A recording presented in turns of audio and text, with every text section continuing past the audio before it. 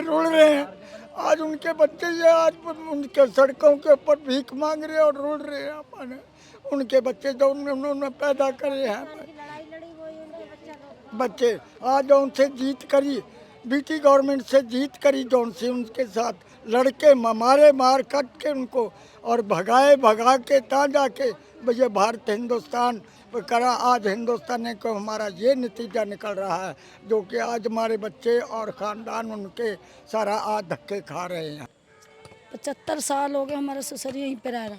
हमारे जो आदमी हैं उनके बेटे यहीं पैदा हुए, 60 साल के हो गए उनके बेटे भी यहीं पैदा हुए, यहीं शादियाँ हुई, यहीं वो पोत बहुएँ उनके पोत जो बच्चे होते ना पड़पोते उनकी भी शादियाँ बच्चे हो गए। इतनी पीढ़ी देख ली हमारे ससुर ने। पुलिस ने हम लोगों को धक्का मार के खींच के बाहर फेंक दो और बस बिल्डोरे चलाए 10 तब बजे जब पूरा तोड़ दो। दोस्तों आप देख रहे हैं जनचौक और मैं हूं आज़ाद शेखर और यहां पर आज कस्तूरबा नगर में मैं हूं और हमारे साथ जो लोग हैं यहां पे बहुत से लोगों के घर टूटे हैं, डीडी ने आकर के तोड़ दिया है। क्या कहानी है इस पूरे घटना के पीछे, क्यों बुलडोज़र चला है आज, कौन लोग हैं ये जो यहाँ रहते थे और अब ये लोग किस स्थिति में फंस गए हैं और क्या सोच रहे हैं। मैं आइए बात करता हूँ, आप अपना नाम बताइए और पूरी कहानी बताइए, यहाँ हुआ क्या क्या। मेरा नाम विक्रम सिंह है और मैं कस्तूरबा नगर में रहता हूँ। हम ना यहाँ पे बेसिकली पिछले 70 सालों से भी ज़्यादा से रह रहे हैं और हमारे यहाँ पर हर चीज़ की सुविधा है जो एक पक्के मकानों में दी जाती है और यहाँ तक कि वो सुविधाएं ही नहीं, हम हर चीज़ पे टैक्स भी पे करते हैं, जैसे कि हाउस टैक्स। अब हम लोगों के पास एक 70 से 65 साल पुराना हाउस टैक्स का प्रूफ भी है जो कि कुछ पैसे में भरा जाता था उस टाइम पे। हमारे यहाँ पे पानी के मीटर, बिजली के मीटर, वो सभी सुविधाएं, सीवर, वो सभी सुविधाएं हैं जो एक पक्की कॉलोनी में होती हैं, जो गवर्नमेंट एक पक्की कॉलोनी में एलोकेट करती है। फिर अचानक क्या होता है कि बीजेपी की एक गवर्नमेंट आती है 2014 में। इतने टाइम से हम लोग रह रहे हैं और एक कानून भी है कि अगर आप किसी भी जगह पे रहते हैं, अगर आप 15 साल से किसी भी जगह पे रहते हो तो मतलब आपका मालिकाना हक वहाँ पे हो जाता है। आप वहाँ पे अपना मालिकाना हक कोर्ट में जा कर के भी जता सकते हैं कि मैं इस जगह का मालिक हूँ। तो फिर क्यों अचानक से ये सरकार बदली? सरकार बदलने के बाद पूरे देश में, जैसा कि देखो सभी को पता है, कोई अनजान नहीं है, जब से 2014 में ये गवर्नमेंट बदली है उसके बाद से ही डिमोलेशन स्टार्ट हो गया। मैं अपने ही एरिया की नहीं, बहुत सारे एरियाज़ हैं, जैसे अभी हाल फिलहाल में तुगलकाबाद में तोड़ी, स्टे लगने के बाद भी उनको तोड़ दिया गया। कुछ किस्सा ऐसा ही हमारे साथ भी हुआ। हमें पिछले साल अगस्त में एक नोटिस दिया गया डीडीए की तरफ से जिसमें 60 फुटा रोड बनाने की पूरी एक उनकी प्लानिंग लिखी हुई थी और उसमें लिखा हुआ था कि आपको यहाँ पे 25 तारीख से पहले घर खाली करना है, 25 अगस्त।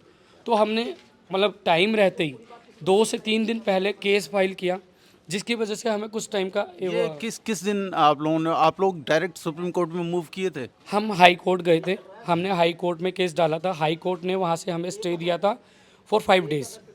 फिर 5 डेज़ के बाद जो हियरिंग हुई, थोड़ा ब्रीफ नोट बनाया कि मतलब क्या हालात हैं यहाँ पे लोग, क्योंकि यहाँ पे 200 से ज़्यादा बच्चे हैं जो कि नियर बाई के स्कूल्स में पढ़ते हैं, वो छोटे से लेकर के बड़े बच्चे जो कॉलेज भी जाते हैं। यहाँ पे हमारी कुछ माताएं बहनें हैं जो कि बर्तन चौका करके बड़ी मुश्किल से अपने परिवारों का पालन पोषण करती हैं और जो पिता हैं वो डेली वेजेस का काम करते हैं, मजदूरी करते हैं। अब एक मजदूर का जब घर ही चला जाएगा तो वो क्या करेगा? तो फिर हाई कोर्ट ने क्या कहा? हाई कोर्ट ने काफ़ी टाइम तक बहुत दलीलें दी और कुछ इसमें पॉलिटिकल प्रेशर भी रहा, क्योंकि क्या है ना कि जो हमारे यहाँ एमएलए हैं वो बीजेपी के हैं। बीजेपी हो या आपके हों, मतलब कोई भी पार्टी हो, फ़र्क नहीं पड़ता, बट जहाँ पे आपका एमएलए आपके सपोर्ट में नहीं खड़ा है, वोटिंग उसको यहाँ से भी मिलती है। कस्तूरबा नगर एक इतना बड़ा जोन है, एक एरिया है कि यहाँ पे हज़ारों की तादाद में कम से कम 3000 वोटिंग है यहाँ पे। लेकिन उसके बाद भी हमारा एमएलए हमको सब मुँह पे बोलता है कि आप हमको वोट नहीं देते, इसलिए हम आपको यहाँ से ही हटा रहे हैं। 70-75 साल हो गए रहते थे। अब ये तोड़ दिया घर, हम कहाँ जाएंगे? अब दे इंटें कर रहे, झुग्गी डाल लेंगे, इधर ही रहेंगे। परिवार में कौन कौन है? 6-7 जी हमें। अच्छा, अभी मकान टूटने के बाद कहाँ रह रहे हैं? सड़क पे बैठे, कहाँ जाएं? वो देख ताड़ा तंबू, वहाँ बैठे, अब यहाँ झुग्गी डालेंगे। यहीं बैठेंगे, यहीं झुग्गी तानेंगे, यहीं रहेंगे। बच्चे क्या करते हैं आपके? बच्चे क्या करते, मेहनत मजदूरी करते और क्या करते, नौकरी तो है नहीं, ताज़ा खाते हैं ताज़ा कमाते पढ़े हैं। लिखे हैं नहीं कि नौकरी। पढ़े लिखे है नहीं, जो भी सरकारी मुलाजम है वो तो है नहीं, ताज़ी मेहनत करते हैं ताज़ी खाते हैं। हम लोग तो सोई को उठे थे, जबकि हमारी कचहरी में वो लगी थी तारीख 12 बजे सुनाई थी। हम लोगों ने सबने वो करी कि हमें भी ना चला भी रोक दे, इतने मिन्नत करी, पैर छुए, पत्थर भी मारे के नहीं छोड़े। पुलिस ने हम लोगों को धक्का मार मार के खींच खींच के बाहर फाड़ फेंक दो, और बस बिल्डोरे चलाए 10 तब बजे जब पूरा तोड़ दो। और आपका परिवार यहाँ कितने दिन से रह रहा था? हम भी 40 साल से रह रहे, और कोई एमएलए नहीं आओ, ना कांग्रेस को, ना भाजपा को, ना बीजेपी को। आज हम रो रहे रोडन पे, कोई खाना पीना नहीं, भूखे प्यासे मर रहे, कोई नहीं है, कोई अपना नहीं है। हम अकेले पड़े रोड के नीचे, ऐसे मेरे आंसू सूख गए, रो रो के गले बैठ गए, हम कहाँ जाए। आप सामने देख सकते हैं, मेरा घर वहाँ पे तोड़ा गया हैगा, मेरा जन्म इसी घर का हैगा, मेरे पिताजी का जन्म यहीं का हैगा। अब आप देख सकते हैं यहाँ पर 3 साल पहले लगभग यहाँ से रोड निकालने का जो मैप बनाया गया था, शिवम की जो ये पार्क है इसके अंदर से बनाया गया था, उन्होंने स्टे लिया। वो खाली जगह के ऊपर से सड़क नहीं बनाई जा रही है, लोगों को आशा नहीं, लोगों के घर तोड़कर यहाँ सड़क बनाने का मैप बनाया गया है। यहाँ पे जितने भी परिवार रहते हैं मोस्टली पॉवर्टी लाइन के नीचे रहते हैं। मतलब अगर आप राशन कार्ड भी देखें यहाँ लोगों के, तो वो बिलो पॉवर्टी लाइन है। तो मतलब ऐसे लोगों को उजाड़ना सिर्फ एक पार्किंग को बचाने के लिए, एमएलए अपनी प्रॉपर्टीज़ की वैल्यू को बढ़ाने के लिए, तो मेरे हिसाब से तो संवैधानिक रूप से बहुत ही गलत। हाँ, अभी आप कह रहे थे कि इसके पीछे जो पॉलिटिकल मोटिव है, हाँ। कि भाई वोट का जो एक सवाल है जो नहीं आप लोग दे रहे हैं, उनका ऐसा कहना है, इस वजह से उन्होंने इस तरह से मतलब एक तरह से टारगेट किया है और इस तरह की बातें की हैं। तो इसके लिए क्या ये बातें आप कहीं जी बिल्कुल, हमने अभी जिस दिन डेमोलेशन हुआ हमारे एरिया में, डेमोलेशन होने के बाद जब सुप्रीम कोर्ट ने बोला कि आपको 7 दिन का मोहलत हम और देते हैं। देखिए, पॉलिटिकल प्रेशर आप इस चीज़ से लगा सकते हैं। डेमोलेशन से पहले सैटरडे को, मंडे को डेमोलेशन होना था हमारा, सैटरडे को हमारी एसएलपी रजिस्टर्ड हो चुकी थी। हमारी सैटरडे को हमने अर्जेंट कोर्ट सेशन डिमांड के लिए एप्लीकेशन डाल दिया था। उसको एक्सेप्ट करके जज ने बोला कि आपकी जो एप्लीकेशन है वो आपकी जो हियरिंग है वो पेंडिंग पे आफ्टर वेकेशन। मतलब सीधा सीधा देखा जा सकता है कि ऐसे केसेस को भी एक न्यायाधीश, जिसको जज बोला जाता है, मतलब कि किसी भी चीज़ को वो जज कर सकता है, उसने पढ़ाई उसी चीज़ की होती है, लेकिन उसको ये नहीं दिख रहा कि एक दिन बाद गरीब लोगों के घर टूटने में यहाँ पे, क्योंकि अगर उस दिन शायद हियरिंग हो जाती तो इतना जो नुकसान हुआ 98% जो घर टूटे वो शायद बच सकते थे, लेकिन वो नहीं बचे। और जब वो 7 दिन का उन्होंने स्टे दिया कि आप 7 दिन में खुद से घर खाली कीजिए, आप अपने रहने का बंदोबस्त देखिए, हमने आपके पुनर्वास की एप्लीकेशन को एक्सेप्ट किया है। अभी दिया नहीं है, सुप्रीम कोर्ट ने अभी उसको एक्सेप्ट किया है और 11 जुलाई को हमारी उस पर कार्रवाई होनी है। वो जो हियरिंग है हमारी 11 जुलाई को होगी आफ्टर वेकेशन। और शादी के बाद मुझे यहाँ पर 14 साल से मैं यहाँ स्टे कर रही हूँ, और जब से मैं यहाँ पर आई हूँ जब से ऐसी कोई बात नहीं थी। और जो मेरे दादा ससुर जी हैं वो पिछले 70-80 सालों से यहाँ स्टे कर रहे हैं। तो मैं यही सरकार से कहना चाहूँगी कि डीडीए जब कहाँ थी, डीडीए को क्या अब 70 सालों के बाद याद आया ये घर तोड़ना? उससे पहले डीडीए को क्यों नहीं होश आया कि वो घर यहाँ पर ये उनकी जगह और ये इनको दी जाए? जब यहाँ हंसते बोले हमारे सबके, हमने कैसे कैसे मेहनत करके यहाँ पर सबने अपना एक एक ईंट जोड़ के मेहनत की कमाई से अपना घर जोड़ा। अब आप ही बताइए, आज के टाइम में इतनी महंगाई है, तो महंगाई के तौर पे इंसान कैसे अपना घर बना पाएगा? लोग अपना खर्चा चलाएंगे, बच्चे पढ़ाएंगे। ये देखो हमारे बच्चे कैसे यहाँ पर बैठे हुए हैं। ठीक है, उसके जस्ट बाद ही डेमोलेशन जैसे ही रुका, हम तुरंत एमएलए के ऑफिस पहुँचे। बहुत सारे लोग थे, जिसमें हमारी बहुत सारी महिलाएं, बहनों ने, माताओं ने बहुत अच्छा योगदान दिया। हम 2 दिन उसके ऑफिस के बाहर डेरा जमाए बैठे रहे कि हमें एटलीस्ट कुछ तो हेल्प करे वो। उसने क्या किया, एक नोटिस, एक अपने लेटर हेड पे एक लिख दिया कि हाँ इनको रिहेप देना चाहिए द्वारका में करके वगैरह वगैरह, और लिख करके कह रहे कि INA दे करके आओ। बट ऐसे 6 लेटर मैं खुद अपने हाथ से जमा करा के आऊँ, वो गौतम गंभीर के हाथ से भी लेके आए हैं, वो हम MLA के थ्रू से, रामनिवास गोयल, ना जाने कितने नेताओं ने ऐसा हमें मीठी टॉफ़ी, जिसको बोलते हैं ना कि एक गोली देना, झूठ बोलना कि हाँ भाई मेरे से मतलब छुटकारा मिला, आश्वासन, झूठा आश्वासन देना।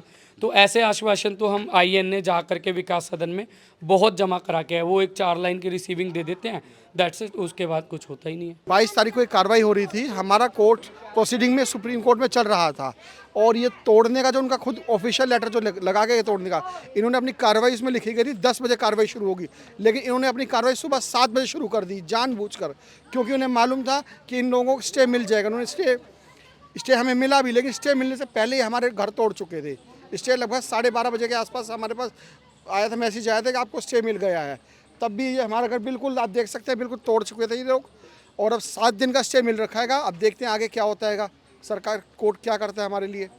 हमारा PM घर पे घोड़े बेच के सो रहा है, और यहाँ पे जो नेता हैं, जो MLA हैं, अपनी मर्जी से तोड़ रहे हैं, कुछ नहीं होता। ये पूरा का पूरा एक सेटअप है, एक पूरा प्लान है, G20 की आड़ में सबको बर्बाद किया जा रहा है बस। तब आप जो है अब क्या करेंगे आगे? जो बाल बच्चे हैं जिनका एडमिशन है, खाना पीना और ये सब जो यहाँ लोग बिना घर बार के हो गए हैं, अब क्या प्लानिंग है? कैसे आप लोग आगे सर्वाइव करेंगे? सारी चीज़ें अनसर्टेन है, क्योंकि एकदम से अगर कोई नोटिस देगा कि आप 4 दिन में घर खाली करिए, और 4 दिन में घर खाली करके बोल करके वो 22 तारीख को ही आ गए। चौथे दिन आकर के 7 बजे से उन्होंने बुलडोज़र चलाना चालू कर दिया, 10 बजे का टाइमिंग है। और हमने अभी देखा कुछ बच्चों को चोटें आई हैं, क्या वो पुलिस वाले उन्हें खींच रहे थे? अभी जैसे मतलब घरों से निकाल रहे थे लोगों को, तो लोग नहीं निकल रहे थे, तो फोर्स आई हुई थी, काफ़ी सारी कंपनीज थी मिलिट्री की, तो वो खींचतान कर रहे थे। हमको भी इवन हमारे घरों तक पे भी नहीं जाने दिया जा रहा था,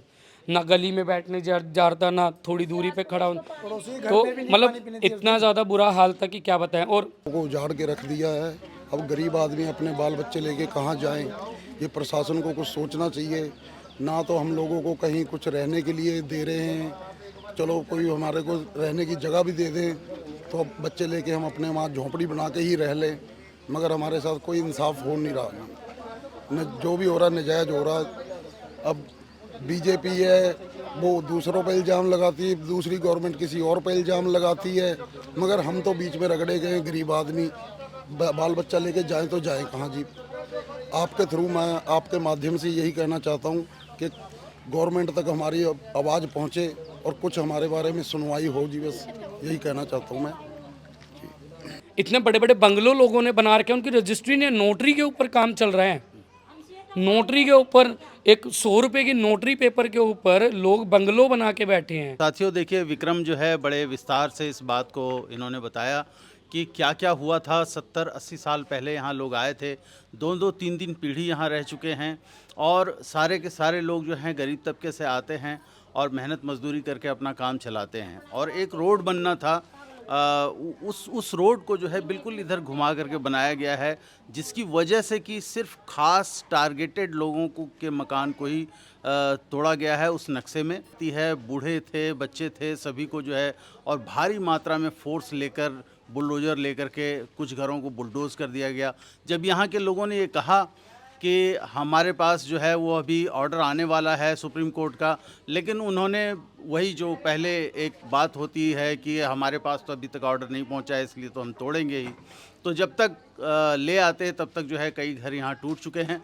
और अब सुप्रीम कोर्ट ने 7 दिनों का समय दिया है, और 7 दिनों के बाद देखते हैं इस गर्मी में, इस चिलचिलाती धूप में, छोटे बच्चे जिनके स्कूल अब नहीं जा पा रहे हैं, खाने पीने की तकलीफ़ें हो रही हैं, तो इस तरह से जो अमानवीय व्यवहार होता है कि एक रोड बनाने के लिए आप कई परिवारों को बिल्कुल सड़क पर ला देते हैं और उन्हें लगभग एक तरह से जिंदा मारने की कोशिश है।